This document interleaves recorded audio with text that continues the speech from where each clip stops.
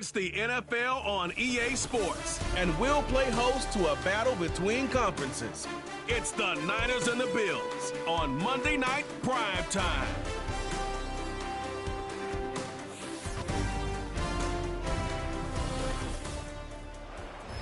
Winter is just around the corner as you get a look at Highmark Stadium just south of Buffalo, New York.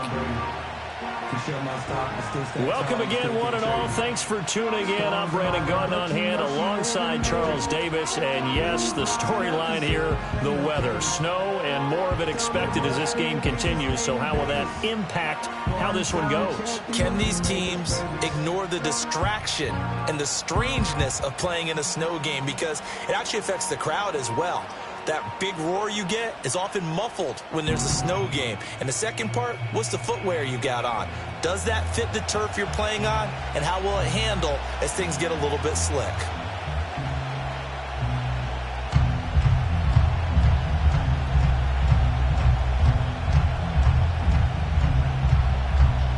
And we are underway in Buffalo.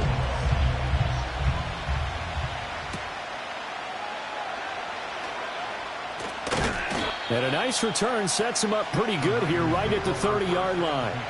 So here's the first drive now for the 49ers. And a glance here at their shifty mobile signal caller. His ability to adjust on the fly is almost unmatched in the game right now because it leads to a couple of snaps per game where you just sit back and ask yourself, how did he pull that off? Opponents can practice and prepare each and every week all they want, but this guy, he is hard to corral. So 1st and 10 now from the 30. And they'll run the option to start the drive. And he's going to get this down to the 35-yard line. A big-time gain there on the keeper, using his legs to hurt him. First down. So this play, until recently, only something you'd probably expect to see in a college game, but running quarterbacks are certainly in vogue, and this turned into a big play. And you and I both know that for a long time, coaches worried about their quarterbacks taking too much punishment, running plays like this, and they still worry about it. But when you can break up big chunks of yardage like that, it's worth the risk. Plus, you're coaching that quarterback to see those guys coming and get down before the big hit occurs. A 2nd and 10 on a chilly, snowy December day, and I must say, I'm loving it. Kind of putting me in the holiday spirit. Charles hates it. And he's giving me the evil eye, folks. Escaping the pressure. And he can't find a receiver, and he's brought down. Multiple players combined for their team's first sack of the game. And this is a quarterback who's already had success on the ground in this first half, but this time they're able to hem him in. And it's always different when you rush a mobile quarterback as opposed to a guy you know will be right back in the pocket. In this case, you got to make sure the inside pressure and the outside pressure match, and maybe even a second wave to make sure if he squirts free, you've got someone to tackle him. A tough spot here, 3rd and 15. Looking to throw. Bernard. Working the middle of the field, and he's got a man complete. And he's got a first down as a tackle made at the Bills' 18. Able to convert on 3rd and 14. A terrific play call. Brandon, there have been some memorable snow games for championships in the NFL. 1948. Philadelphia Eagles, Chicago Cardinals. Well, the most famous one of my lifetime, I think, is got to be 01, right? Raiders, Patriots, to send the Patriots to the Super Bowl. The Tuck roll, didn't you? Yeah. Yeah, I think that's one people remember. But I also know this. In Miami, the infamous one, the snowplow game. In New England, when they went out there and the Patriots had a guy come out and clear a spot on the field for their field goal kicker to kick the game winner. Is that 82? That was 82. And the Dolphins fans will never forget it. Well, we're not seeing one of those famous games here, but it's fun to be in the snow nonetheless. This 2nd and 4.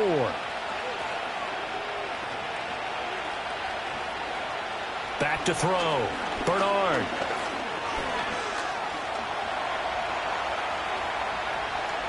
And across the chalk into the end zone. It's a 49er touchdown.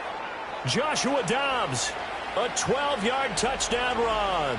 And the Niners have taken the early lead on the road here in Buffalo. Not the first time on this drive we saw him take matters into his own hands, and this time he finishes things off with a touchdown run. You're not going to be happy with me, but I think he took matters into his own feet, didn't he? Oh, Davis from the top rope.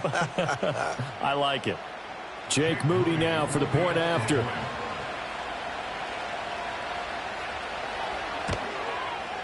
Now, these are not going to be easy on a cold, snowy night, but this one is up and through. So that drive, 6 plays, 75 yards. And it was capped off by a 12-yard touchdown run.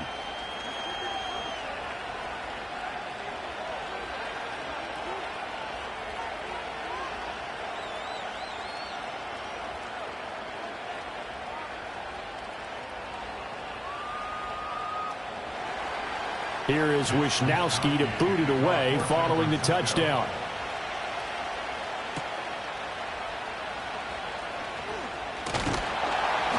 And he's up across the 25 and down at the 28. So here come the Bills on offense for the first time. And they are led out there by their mobile quarterback. If you ask coaches at any level to design their ideal leader of a team, I think they're going to check every box with this guy. He's got the poise to handle responsibility. He stays calm under any kind of pressure, and he brings out the best of his teammates each and every week.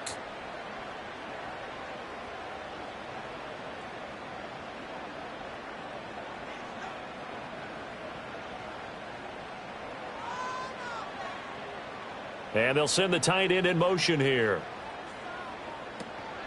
Now a first carry for the brother of Dalvin. It's James Cook. And only able to get 2 here. Stopped at the 30. Oh, that's a real nice job there by the defensive front. They just engaged and held their ground. But how about the guy who made the play? We often talk about whether they take a good first step or not. Many times you just don't take any step. Just get your feet moving, get your body going, and then once he made the read, he was able to make the play.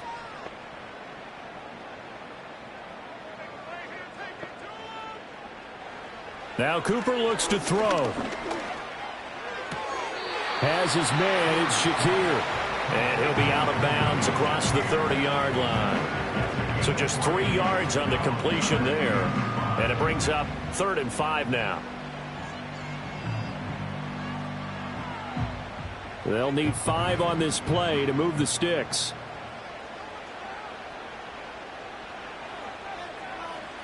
Here's Buechele to throw.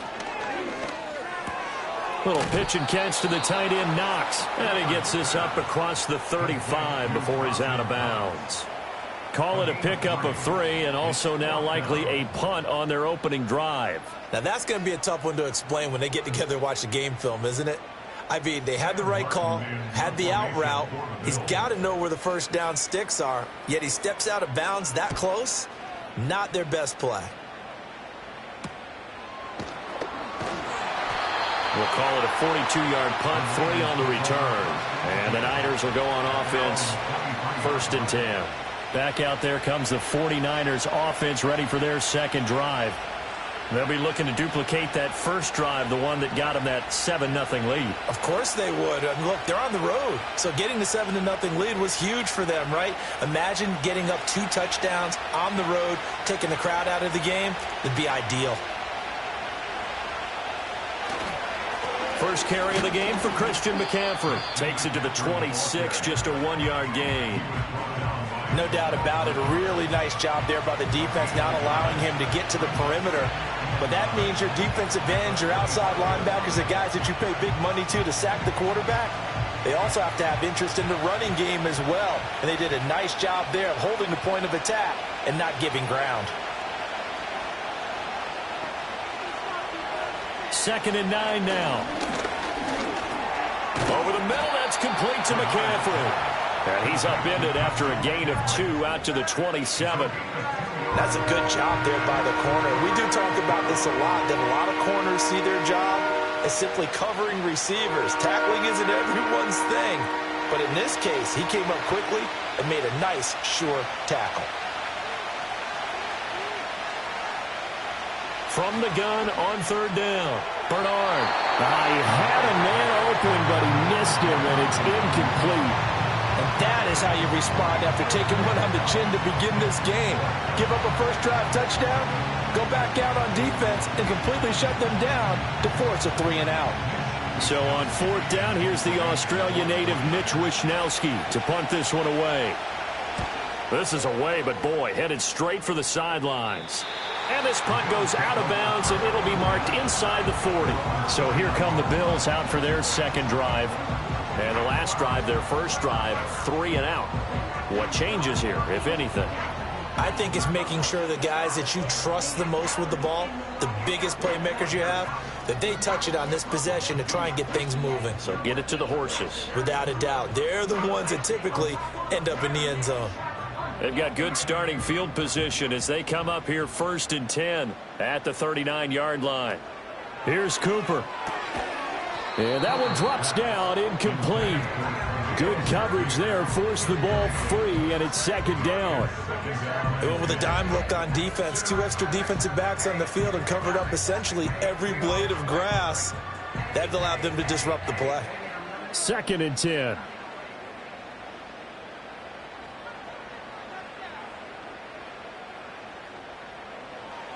Cooper will look to throw it. Setting up the screen for Cook. They get 7 out of that, so they're left with a 3rd and 3. And that doesn't have to gain big yardage to be an impactful play, because if you get those pass rushers second-guessing themselves that they might get hit with a screen, maybe you can wind up slowing them down just a step.